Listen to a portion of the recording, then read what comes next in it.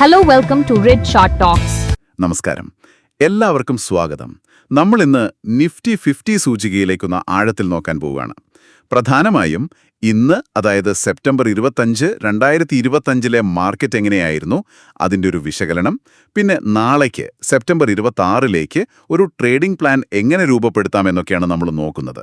നമ്മൾ ഇതിനുപയോഗിക്കുന്നത് നിഫ്റ്റി 50 വിശകലനവും വ്യാപാരതന്ത്രവും എന്ന നിങ്ങളുടെ കയ്യിലുള്ള അതേ ഉറവിടം തന്നെയാണ്.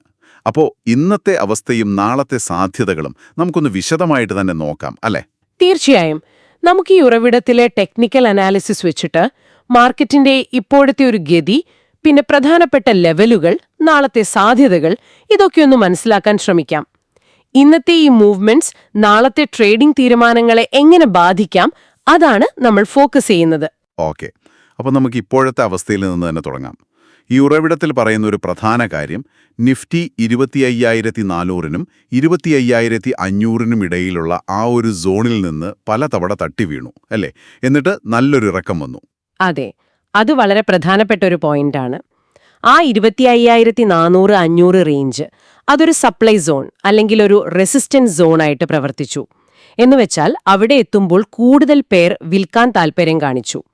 അവിടെ നിന്നുള്ള ആ റിജക്ഷൻസ് കാണിക്കുന്നത് സെല്ലേഴ്സ് കുറച്ച് സ്ട്രോങ് ആയി എന്നാണ്.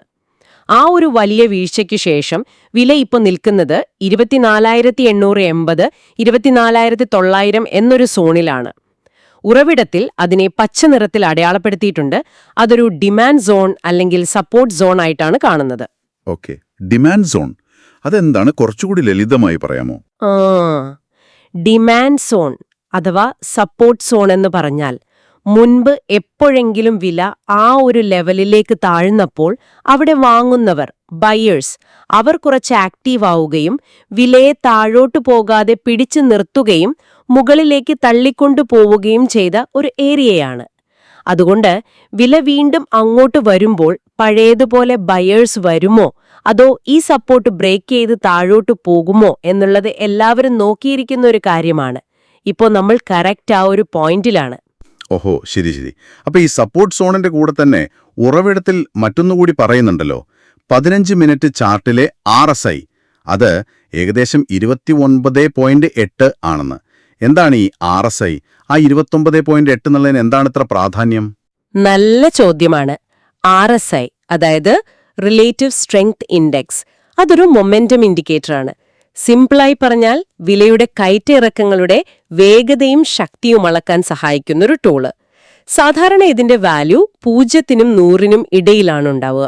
പൊതുവെ 70-ന് മുകളിൽ പോയാൽ ഓവർബോട്ട് എന്നും, അതായത് ഒരുപാട് വാങ്ങിയെന്നും, 30-ന് താഴെ വന്നാൽ ഓവർസോൾഡ്, അതായത് ഒരുപാട് വിറ്റു എന്നും പറയാറുണ്ട്. അപ്പോ 29.8 എന്ന് പറയുമ്പോ അത് 30-ന് താഴെയാണല്ലോ, ഓവർസോൾഡ് ആണ്. അതിന്റെ സാധാരണ അർത്ഥം വില ഒരുപാട് താഴെ പോയി ഇനി ഒരു തിരിച്ചു കയറ്റത്തിന് സാധ്യതയുണ്ടെന്നല്ലേ? അതെ, സാധാരണഗതിയിൽ അതുതന്നെയാണ് സൂചന. ഓവർസോൾഡ് കണ്ടീഷൻ കാണിക്കുന്നത് സെല്ലിംഗ് പ്രഷർ കുറയാൻ സാധ്യതയുണ്ടെന്നും ഒരുപക്ഷെ വില അവിടെ ഒരു താങ്ങെടുത്ത് മുകളിലേക്ക് തിരിയാൻ സാധ്യതയുണ്ടെന്നുമാണ്. പ്രത്യേകിച്ചും വില ഒരു പ്രധാന സപ്പോർട്ട് സോണിൽ നിൽക്കുമ്പോൾ ഈ സിഗ്നലിന് കുറച്ചുകൂടി പ്രാധാന്യം കൊടുക്കാറുണ്ട്. പക്ഷേ ഇവിടെയാണ് നമ്മൾ ശ്രദ്ധിക്കേണ്ട ഒരു കാര്യം. ഉറവിടം വ്യക്തമായി പറയുന്നുണ്ട്, RSI ഓവർസോൾഡ് ആണെങ്കിലും മാർക്കറ്റിന്റെ ഓവറോൾ ട്രെൻഡ്, ആ വലിയ ചിത്രം നോക്കുമ്പോൾ അതിപ്പോഴും ബെയറിഷാണ്. അതായത് താഴേക്കാണ് പൊതുവെയുള്ള ഗതി. ഓഹോ, അപ്പോൾ അവിടെ ഒരു കോൺഫ്ലിക്റ്റ് ഉണ്ടല്ലോ. RSI പറയുന്നു മുകളിലേക്കൊരു സാധ്യതയുണ്ടെന്ന്, പക്ഷേ മെയിൻ ട്രെൻഡ് താഴോട്ടാണെന്നും പറയുന്നു.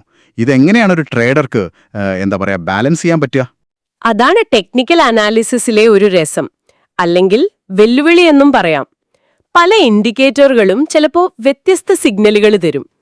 ഇവിടെ ഓവർസോൾഡ് RSI ഒരു താൽക്കാലികമായ ബൗൺസിനുള്ള സാധ്യത കാണിക്കുന്നു.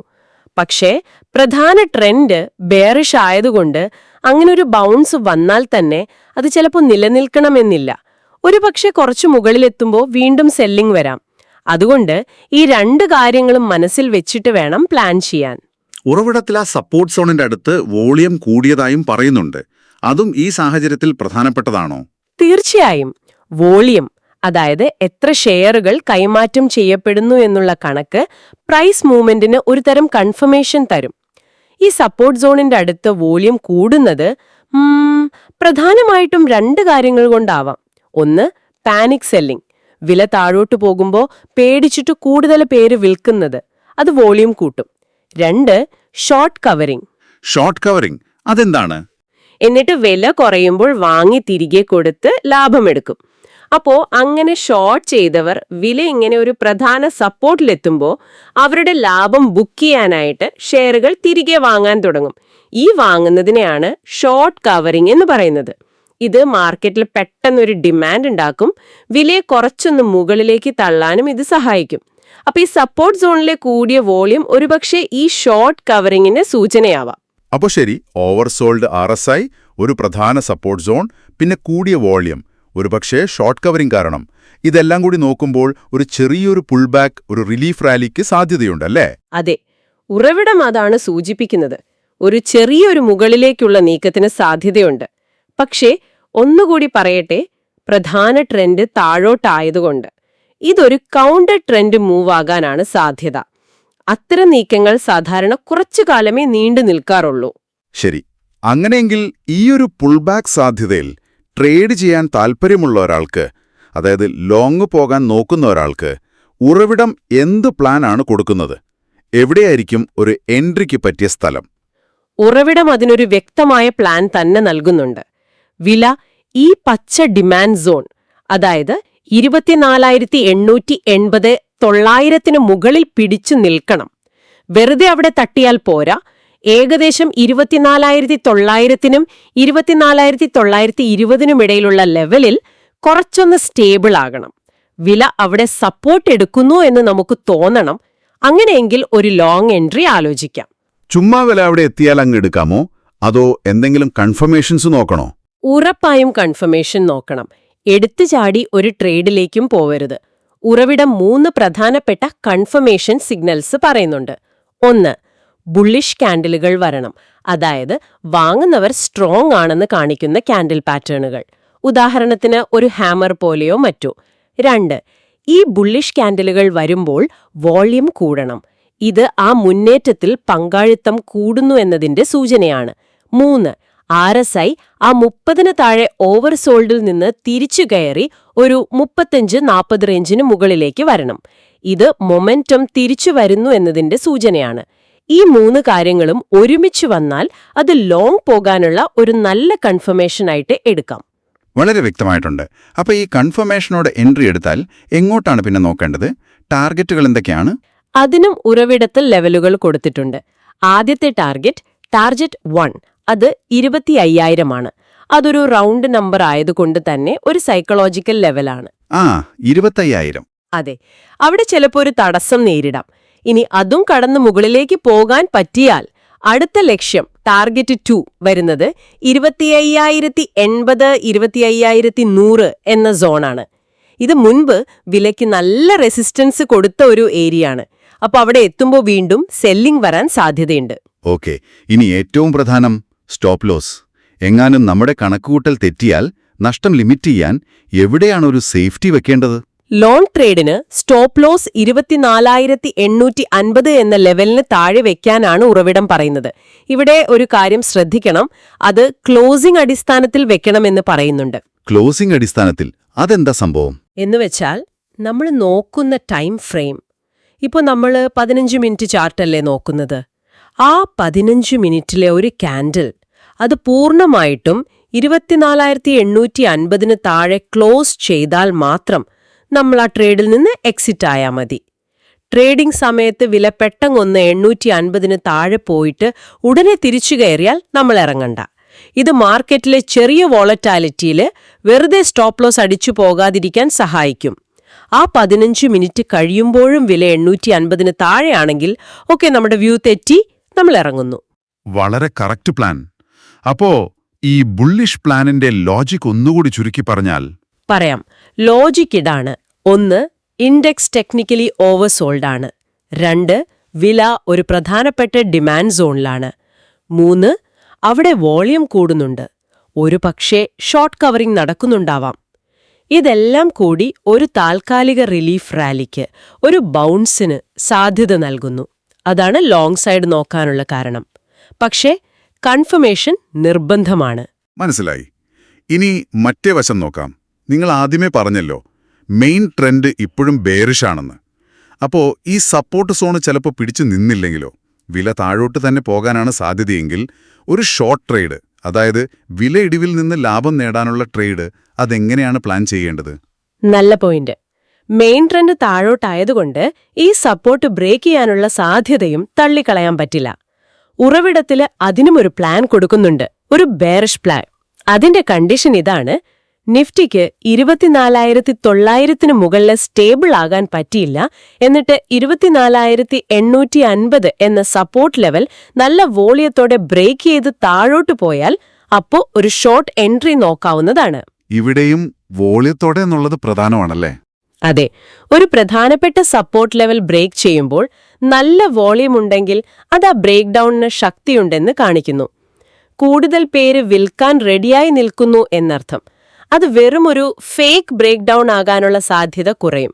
അതുകൊണ്ട് 24,850 വോളിയത്തോടെ താഴോട്ട് പോയാൽ അത് ഷോർട്ട് പോകാനുള്ള സിഗ്നലാണ്.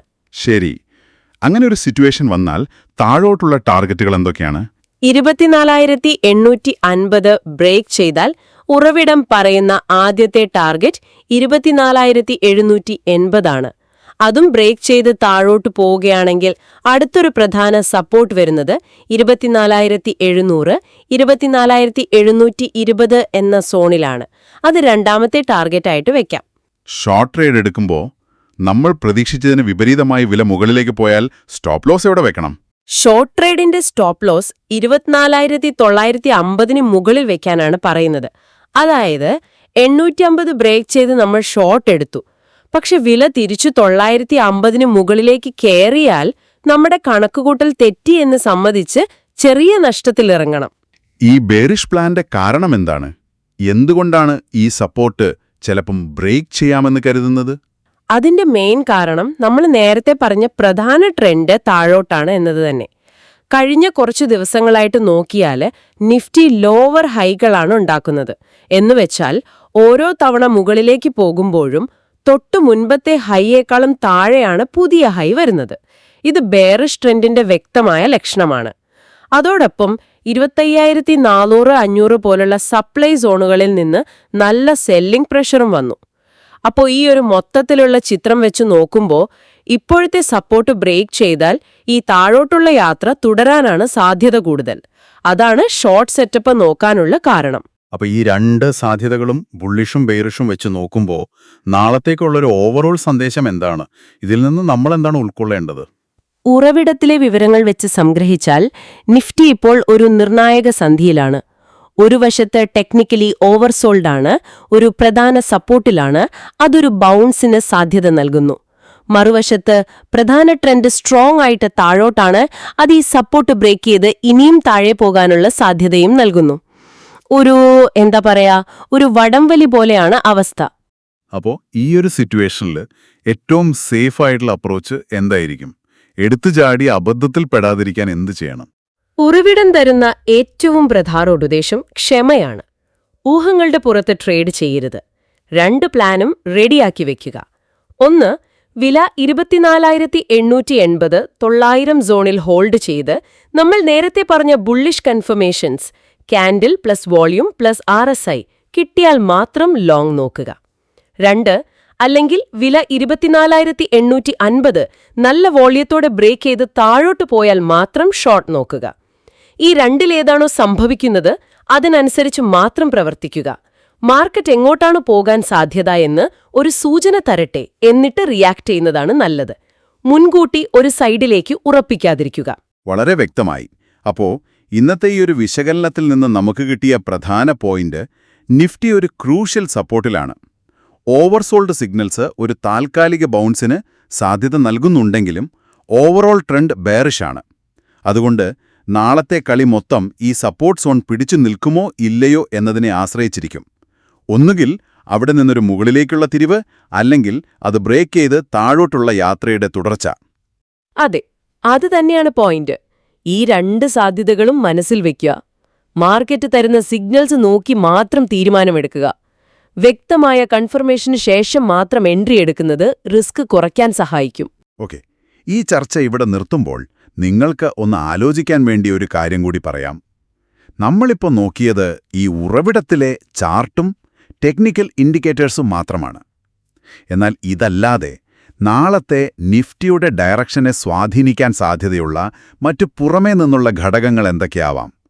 ചിലപ്പോൾ ഗ്ലോബൽ മാർക്കറ്റിലെ വാർത്തകൾ, അല്ലെങ്കിൽ എന്തെങ്കിലും പ്രധാനപ്പെട്ട ഡേറ്റ വരുന്നത്, മറ്റ് ഏഷ്യൻ മാർക്കറ്റുകൾ എങ്ങനെ പെർഫോം ചെയ്യുന്നു, ഇതൊന്നും ഈ ഉറവിടത്തിൽ പറഞ്ഞിട്ടില്ല. ഇതൊക്കെ നിഫ്റ്റിയെ സ്വാധീനിക്കാൻ സാധ്യതയില്ലേ? ഈ ടെക്നിക്കൽ അനാലിസിസിന്റെ കൂടെ ഇത്തരം കാര്യങ്ങൾ കൂടി ഒന്ന് മനസ്സിൽ വെക്കുന്നത് ഒരുപക്ഷെ നിങ്ങളുടെ ട്രേഡിംഗ് തീരുമാനങ്ങൾക്ക് കുറച്ചുകൂടി ഒരു വ്യക്തത നൽകിയേക്കും. ഒന്ന് ആലോചിച്ചു നോക്കൂ.